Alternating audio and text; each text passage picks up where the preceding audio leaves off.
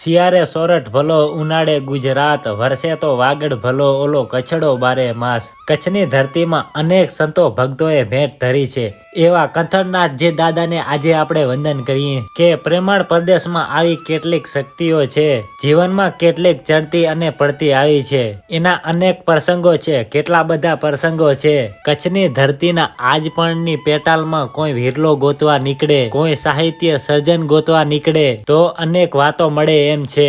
અસંખ્ય પ્રસંગ માનો એક પ્રસંગ દાદા કંથણનાથજીનો। કીત જોયો કીત ઉછર્યો કીત લડાયો લાડ, સર્જન ઇસ શરીર કા કહા પડેગા હાલ। માણસનો જન્મ ક્યાં થાય, પાછું એનું મૃત્યુ ક્યાં થાય એ કોને ખબર। આ જીવતર ક્યાં પૂરું થવાનો છે। કચ્છ સૌરાષ્ટ્રની ધરતીમાં અનેક મહાપુરુષો આવ્યા છે અને એને પૂછો, કોઈ બંગાળમાંથી આવે, કોઈ દક્ષિણમાંથી આવે તો કોઈ મધ્ય પ્રદેશમાંથી આવે, અને એ સંતો એમ કહે છે, અમને કચ્છ સૌરાષ્ટ્રની ધરતીમાં જેવી શાંતિ મળી છે એવી અમને ક્યાંય નથી મળી। એવા એક યોગી રાજની આ વાત છે। અજાણ્યા મલકમાંથી એ મહાપુરુષ જે દિવસે ઘર છોડીને નીકળ્યા હશે, આપણે ત્યાં ઘણા સંતો આવીને રહ્યા છે અને જગતનું કલ્યાણ કર્યું છે। કચ્છની ધરતીનું વાગડ પ્રદેશ અને એમાં એક ડુંગર, અને એ ડુંગર ઉપર આકરા તપ કરે છે।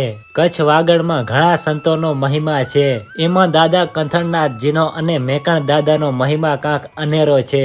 હરિ અનંત હરિકથા અનંતા, સંતોના ચરિત્ર અનંત હોય છે। કચ્છની કમણગારી ભૂમિમાં એક એવી જ્યોત આવી, દિવ્ય સંત કંથણનાથજી આજ પણ જાગતી જ્યોત બનીને પૂજાય છે। નાનપણમાંથી જ વેરણ લાગેલો કુટુંબ સગાવાલાના તાંતરા તોડી અને ચાલી નીકળ્યા। અનેક જન્મની પુણ્ય પૂંજી ભેગી થાય ત્યારે જીવ વૈરાગ તરફ વરે। કોઈની પરવા નથી, વખાણ કરે તો શું અને ટીકા કરે તો શું। એમ કહેવાય છે ને, મુજે હે કામ ઈશ્વર છે, જગત રૂઠે તો રૂઠન દે। આવું વિચારીને ઘરબાર છોડી દાદા કંથણનાથ વાગડના એક ડુંગર ઉપર આવીને આકરા તપ કરે છે। હરિની સાથે લગ્ની લાગી છે, ધૂણી ધખાવીને આકરા ભજન કરે છે, અને અહીંયાથી ઘર સંસાર છોડીને નીકળી ગયા પછી કંથણનાથજીની જે માં છે, કંથણનાથજીને શોધવા નીકળે છે। એમની માતાનું નામ મંગુબા હતું। જે દીકરો ઘરબાર છોડીને વયો જાય એ માને દીકરા વગર ગમે, અને એ જનેતા દીકરાને ગોતવા નીકળે છે। માને એકવાર વિચાર આવ્યો કે હું એકવાર મારા દીકરાને જોઈ લઉં, અને એમ કહે છે, મારો દીકરો એકાંતમાં બેસીને ક્યાંક ભજન કરતો હશે અને રખડતી ભટકતી વેરાણ વગડો વિધીને આ ડુંગર ઉપર આવે છે। દાદા કંથણનાથજીને સાધનામાં જોઈ, તપ કરતા જોઈ માનું હૈયું હરખાયું, અને એમ કહે છે, ધન્ય છે બેટા તારા અવતારને, ધન્ય છે તારું જીવન, ધન્ય છે। દીકરાને જોઈને માને હરખના આંસુ આવી ગયા। દાદા કંથણનાથજીને માતા બહુ સમજાવે છે, પણ દાદા કંથણનાથજી ના પાડે છે। આપણી સંત પરંપરામાં જોવો તો દરેક સંતોએ એમની માતાઓની સેવા કરી છે, અને દાદા કંથણનાથજી માતાને સમજાવે છે, પણ એ ઘરે જવાના બદલે ત્યાં જ રહી ગયા, અને એક ડુંગર ઉપર પોતે સાધના કરે છે, અને એક ડુંગરની ટેકરી ઉપર માને ઝૂંપડી બનાવી આપી છે, અને તેમની માં ત્યાં ભજન કરે છે। મિત્રો, ભારત વર્ષમાં કચ્છ સૌરાષ્ટ્રમાં ગુજરાતમાં આ મહાનતા છે। માં અને દીકરો સાધના કરતા હોય એવા અસંખ્ય દાખલા છે। સમયને જતા વાર લાગતી નથી। એમાં બન્યું એવું કે સિદ્ધનગરના જામ ઉમરનું ખૂન કરીને એના ભાઈઓ મોડ અને મનાઈ ગાદી ઉપર આવ્યા, અને મનાઈ કચ્છની પશ્ચિમ ધરતી ઉપર સ્થાયી થયો, અને મોડ પોતાનો ગઢ બનાવો છે એવી કોઈ જગ્યા ગોતે છે, અને ગોતતા ગોતતા જ્યાં કંથણનાથજી તપ કરી રહ્યા હોય છે ત્યાં આવે છે। આખા કચ્છ વાગડમાં એક એવો ડુંગર છે જ્યાં મોડને રહેવું ગમી ગયું છે, અને એમને આ ડુંગર ઉપર એક ગઢ બનાવો છે, પણ બરાબર તેના પાયા ખોદવાના ટાણે કંથણનાથજી તેમનો ધૂણો ધખાવીને બેઠા છે, અને જ્યાંથી કંથણનાથજીનો ધૂણો છે ત્યાંથી દિવાલ બનાવવાની હોય છે, અને મોડ છે એ કંથણનાથજીને મનાવે છે, પણ કંથણનાથજી એમ કહે છે કે 12 વર્ષની સાધના અહીંયા કરવાની છે, અને હજી મારે 5 વર્ષ બાકી છે। રાજ હઠ અને યોગી હઠ બંને સામે સામે આવે છે। અંતે મોડ મર્યાદા મૂકી અને સંતનું અપમાન કરે છે, અને સાધુને એમ કહે છે કે તું જાય છે કે અમારે તને તગડવો પડશે? સંત તેમની મર્યાદા નથી મૂકતા, પણ તેમને સહન કરવાની એક હદ હોય. એટલે મોડ જોવે એમ પોતાનો ધૂણો કપડામાં હકેલી અને બીજી ગુફામાં વયા જાય છે. કંથણનાથજી કપડામાં ધૂણો લઈને જાય છે તો પણ મોડની આંખ નથી ઉઘડતી. અને કંથણનાથજી બીજી ગુફામાં વહી ગયા એટલે હજારો કારીગરો કામે લાગી ગયા છે અને ગંઢ ચડવાની તૈયારી કરે છે. અને અહીંયા ગુફામાં બેઠા બેઠા કંથણનાથજી ગોદડી સીવે છે. અહીંયા ચણતર કામ ચાલુ છે અને ત્યાં ગોદડી સીવવાનું કામ ચાલુ છે. સાંજ પડી, કારીગરોએ કામ પૂરું કર્યું અને ગુફામાં બેઠા કંથણનાથજીએ ગોદડી સીવવાનું કામ પૂરું કર્યું. હવે સાંભળજો મિત્રો, સંતની શું તાકાત છે. જે આખો દિવસ ગોદડી સીવી હતી એના એક પછી એક ટેભા ઉખેડવા લાગ્યા. જેમ જેમ ટેભા ઉખડે છે એમ એમ ગઢ પડે છે. એમ કરતા કરતા આખી ગોદડી વિખેરાઈ જાય છે. અને સવારમાં મોડ જામ જોવે છે કે અહીંયા ચણતર નથી અને આ કિલ્લો કેમ પડી જાય છે.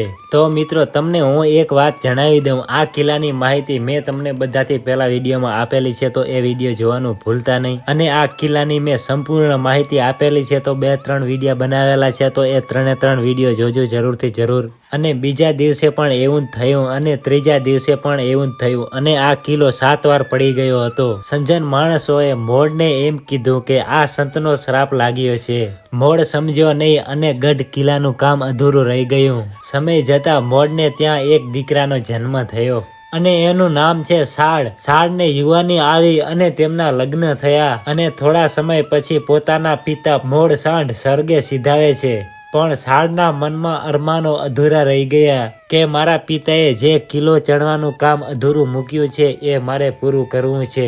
કારણ કે અરમાનો જિંદગીમાં પૂરા થાય તો ઘણું છે અને 2-4 કામ સારા થાય તો પણ ઘણું છે. પણ અરમાન એના અધૂરા રહી ગયા છે. કિલ્લો પૂરો કરવો છે. નાનપણથી જ પિતાના સંસ્કાર અને માતાના સંસ્કાર અને એ વિચાર કરે છે કે હવે મારે શું કરવું. સમય જતા સાળને ખબર પડી કે કંથણનાથજીના શિષ્ય ભસ્મનાથજી છે. એમને મળું તો કદાચ શિષ્ય ગુરુને વિનંતી કરશે. મારા વતી એમનો શ્રાપ મને લાગ્યો છે, મારા પિતાને લાગ્યો છે. ગઢ કિલ્લો અધૂરો પડ્યો છે એ કદાચ પૂરો કરાવશે. વાણી ઉપર વ્યવહાર છે અને માનવીનો સાળ છે એ ભસ્મનાથજીને વિનંતી કરે છે કે તમે તમારા ગુરુદેવને સમજાવો. હું તમને પ્રાર્થના કરું છું. મારા પિતા જે કામ અધૂરું મૂકીને ગયા છે એ કામ મારે પૂરું કરવું છે. કહેવાય છે ને કે સંતના હોય જગતમાં જલી જાત બ્રહ્માંડ, પણ જ્ઞાન કેરી લહેરથી ઠારેક ઠામો ઠામ. અને પછી ભસ્મનાથજીએ રસ્તો બતાવ્યો. ત્યારે ભસ્મનાથજી સાઢને કહે છે 7 પોપટ લે અને એને પઢાવ. અને પછી કહે છે હું કહું એ પ્રમાણે પઢાવ. 7 પોપટ લીધા પછી એને પઢાવવામાં આવ્યા. ભસ્મનાથ અને સાઢ ગુરુની ગુફાએ આવે છે. પઢાયેલા પોપટને આગળ કરી અને પોપટ પાસે બોલાવે છે. દાદા કંથણનાથજી આદેશ. અને ભોંયરાની અંદરથી યોગી જવાબ આપે છે. કોણ? પઢાયેલો પોપટ એટલું બોલ્યો, હું જામ સાઢ છું. યોગીના મોઢામાંથી શબ્દ નીકળી ગયા કે જા બળી અને ભસ્મ થઈ જા. પોપટ બળી અને રાખ થઈ ગયો. પછી બીજો પોપટ, પછી ત્રીજો પોપટ, આમ 7 પોપટ બળીને રાખ થઈ ગયા. પછી 8મી વાર ભસ્મનાથજી સાઢને એમ કહે છે કે ભાઈ હવે તું જા. પણ સાઢ ધ્રુજવા લાગ્યો. 7 પોપટ રાખ થઈ ગયા એની નજર સામે. પણ એ મનમાં વિચાર કરે છે 7 પોપટ બળીને રાખ થઈ ગયા છે તો હવે હું જઈશ તો હું પણ બળીને રાખ થઈ જઈશ. ત્યારે ભસ્મનાથજી એમ કહે છે કે હું કહું છું તું જા બેટા. અને સાઢ જઈને એમ કહે છે દાદા કંથણનાથ આદેશ. અને અંદરથી જવાબ આપે છે કે કોણ? ત્યારે કહે છે હું જામ સાઢ છું. પણ યોગીના મોઢામાંથી શબ્દ નીકળે કે બળીને ભસ્મ થઈ જા. એ પહેલા ભસ્મનાથજી વચ્ચે આવી અને કળગડીને કહે છે ગુરુદેવ ક્ષમા કરો, હું તમને વિનંતી કરું છું. આપ યોગીરાજ છો, આપ સંત પુરુષ છો, ક્ષમા કરો. જામ સાઢના ગુના માફ કરો. એના પિતાની ભૂલ છે, આપ ક્ષમા કરી દો.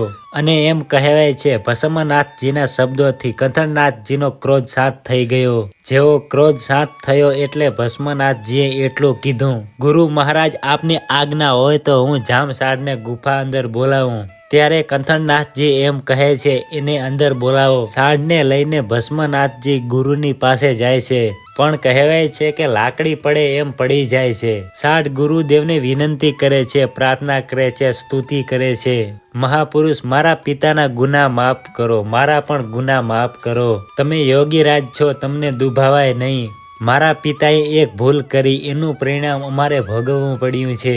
આપ દયા કરો, કૃપા કરો તો હું મારા પિતાનું કામ પૂરું કરું.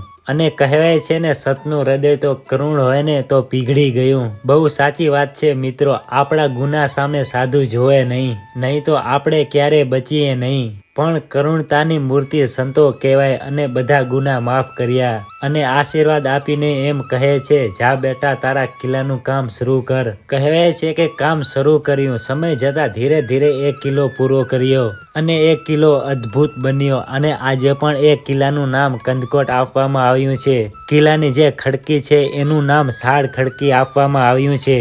અને પોતાના પિતા મોડ નામનો એક કૂવો ગડાવ્યો. એ કૂવો આજે પણ મોજૂદ છે. કંદકોટ કિલ્લાની પાસે આજે પણ એ કૂવો આવેલો છે. મિત્રો, તમારે એ કૂવો જોવો હોય તો મેં આ વિડીયોમાં કીધો છે, તો આ વિડીયો જોવાનું ભૂલતા નહીં. સાણ ખડકી છે અને કંથણનાથજીની દયા અને ભક્તિ જાગતી જ્યોતની જેમ આજે પણ કચ્છની ધરતીમાં અમર છે.